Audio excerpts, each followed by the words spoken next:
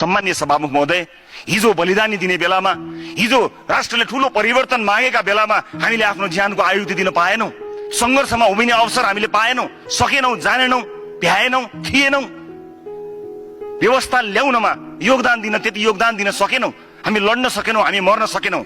तर म यो सदनमा बसेर प्रतिबद्धता व्यक्त गर्न चाहन्छु सभामुख महोदय, यो व्यवस्था ल्याउनका लागि हामीले आफ्नो ज्यान दिन नसक्दा पनि यो व्यवस्था जोगाउनको निमित्त ज्यान दिन तयार छौं।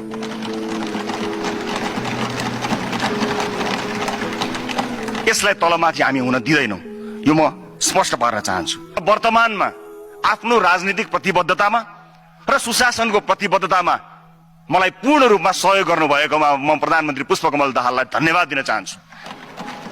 मैले भने इतिहासमा प्रश्नहरू छन्, भविष्य मेरो चिन्ताको विषय होइन, तर वर्तमानमा सुशासनका मुद्दामा गर्न खोजिएका काममा जसरी पहिलो दिन उहाँलाई भेट्दाखेरि मैले भनेको थिएँ, तपाईँ राजनीतिको उत्तरार्धमा हुनुहुन्छ, हामी राजनीतिको सुरुवातमा छौं। यो संगमलाई वास्तवमा पुराना नेताहरूसँग बसेर हामीले काम गर्दा मात्र होइन, सँगै तस्बिर खिच्दा पनि हामीलाई हाम्रा शुभचिन्तकहरूले गाली गरिरहेका छन्। तर मुलुकलाई निकास दिने कुरामा तपाईँ प्रतिबद्ध हुनुहुन्छ कि हुँदैन?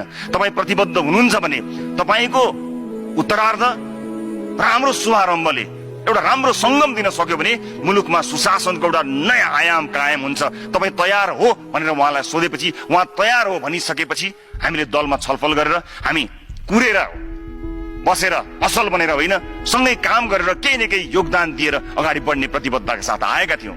त्यो प्रतिबद्धतामा उहाँ आजका मितिसम्म कायम हुनुभएको छ।